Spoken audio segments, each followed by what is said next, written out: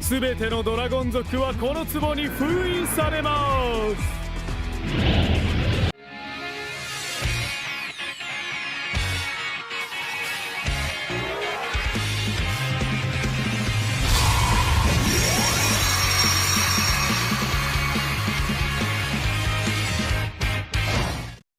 Welcome to the episode of the Dragon Capture Jar, where I take a random dragon monster and talk about off the cuff.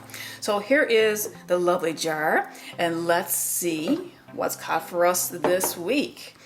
And it is, ta-da, Guardragon Elpy, a link monster, and it's part of I guess what I would call the holy trinity of Guardragons. Most people know what these are. They're only super rares, very easy and cheap super rares to get, and when you put the three of them together, they are very, very powerful. Now, Guardragon Elpy only has one arrow in one direction, but that's all you really need to get the effects.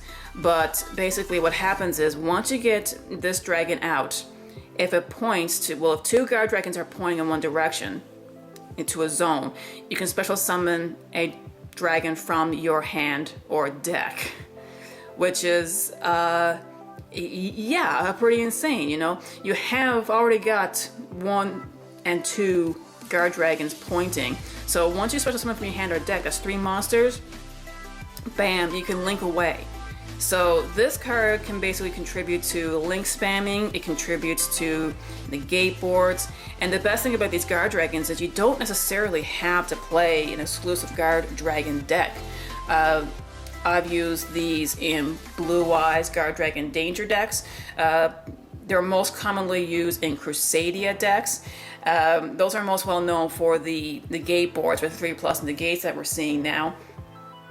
And yeah, I've seen them play, you know, people being creative with these guys, but yes, for the most part, you need to have 3 of them to get these combos going, but not necessarily.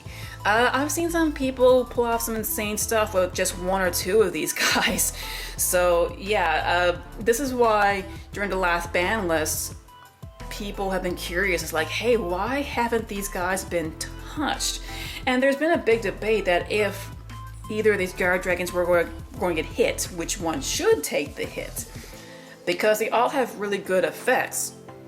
Now, I really do like how Guardragon Elpy looks, and of course, due to its effect of something from your hand or your deck, it has this sort of heavenly look to it, because it doesn't do anything with your graveyard. So it has like this little orb under its chest. It's yellow, it's golden, and it still has kind of like an Eastern dragon look to it, with a feathery like wing. So it has the little angelic look to it. So I like that a lot. But yeah, put these guys together, Argapane, Elpy, and Pitsy. They are an unbeatable team, and they're not difficult to get out either. Not very hard at all, because this one is a link 1, very generic link 1. So, and it only has 1,000 attack, so, which doesn't really matter, because we all know what we're using these for. We're using these for the effect and to link up.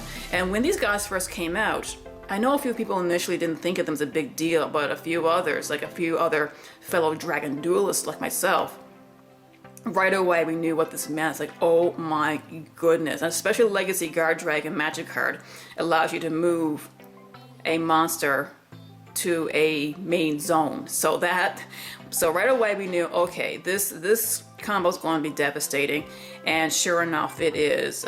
They're partially the reason why negate boards are becoming such a huge problem these days. So, love it or hate it, you can't deny that these Guardragons are very, very effective, and they have changed the game quite a lot since their release.